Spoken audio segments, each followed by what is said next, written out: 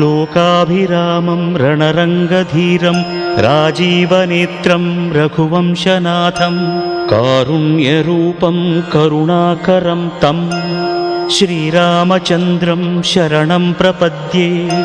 मनोजवं मारुततुल्यवेगं जितेन्द्रियं बुद्धिमतां वरिष्ठं वातात्मजं वानरयूथमुख्यं श्रीरामदूतं शरणं प्रपद्ये।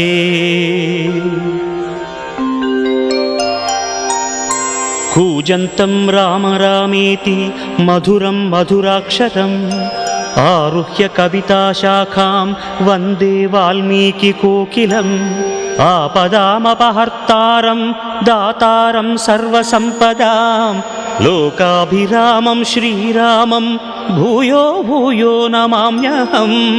भर्जनं भव